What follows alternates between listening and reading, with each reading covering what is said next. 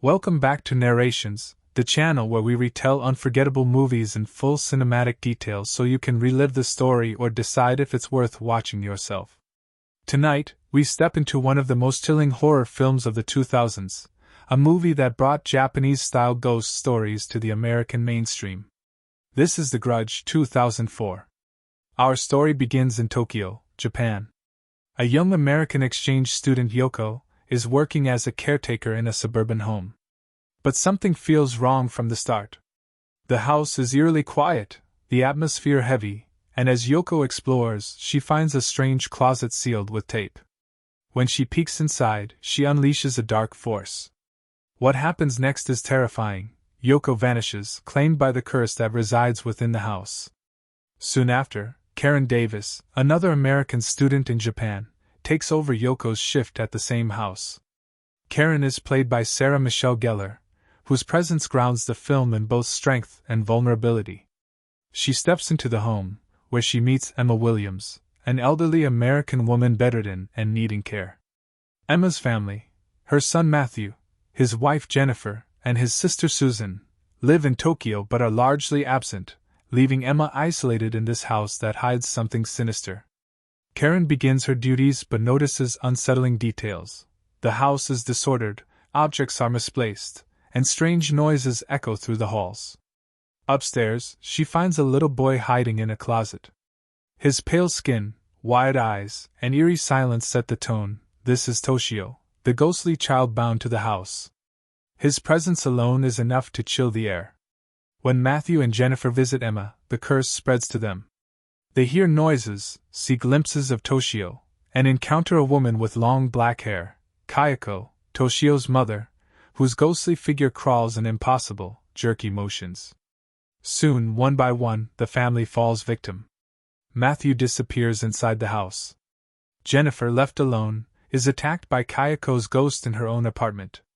Susan, who tries to reach her brother by phone, experiences one of the film's most iconic scares. She's stalked down office hallways, takes the elevator with Toshio silently appearing on different floors, and finally, when she thinks she's safe in bed, Kayako crawls up under her blanket. Susan screams, and the curse claims her too. Detective Nakagawa investigates the series of deaths and disappearances connected to the house. His research reveals that years earlier, Kayako was brutally murdered by her husband Takeo in a jealous rage. Takeo suspected she was in love with another man, so he killed her and drowned their son Toshio.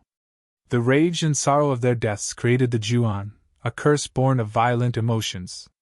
Now, anyone who enters the house is doomed to be haunted and eventually killed by Kayako and Toshio. Karen, desperate for answers, digs deeper into the history. She meets Peter Kirk, a college professor who once had a connection to Kayako. He remembers her as an obsessive student who fixated on him, filling journals with disturbing drawings. Unbeknownst to him, Takeo discovered her obsession and killed her in his jealousy. Soon after, Peter himself is drawn into the curse. He visits the house, sees Kayako, and tragically throws himself off a balcony, consumed by the supernatural force. Back in the present, Karen becomes increasingly haunted.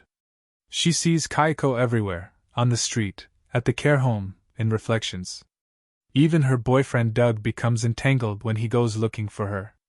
Together, they return to the cursed house, hoping to end it. Inside, the terror escalates. Doug is attacked by Kayako, his body twisted by her unnatural grip. Karen discovers the truth in flashes: Kayako's murder, Toshio's drowning, and the full weight of the curse that repeats endlessly, claiming anyone who enters. In a desperate attempt to end the cycle, Karen sets the house on fire, believing destruction might break the curse. Flames engulf the rooms as she drags Doug's body out, but even this act of defiance doesn't bring peace. At the hospital afterward, Karen is visited by police, who tell her that the house itself suffered little damage, almost as if the fire refused to consume it. The curse, they explain, cannot be destroyed so easily. Karen realizes the truth in horror: she hasn't escaped. As she looks up, she sees Kayako's face, pale and monstrous, looming over her.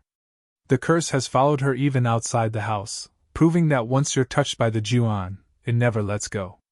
The movie ends on this chilling note, reminding us that some evils can't be fought or erased, only endured.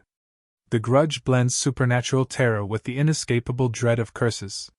What makes it so haunting isn't just the scares, though they're unforgettable, but the sense of inevitability. Once the curse touches you, it follows you everywhere, unstoppable and patient. That's why The Grudge remains one of the most effective horror imports of its era, chilling audiences with its relentless atmosphere and iconic ghost imagery. That was The Grudge. If you enjoyed reliving this nightmare, share it with a friend who loves horror, and remember, if you like these narrations, don't forget to like, share, and subscribe to Narrations. More terrifying Halloween stories are on the way.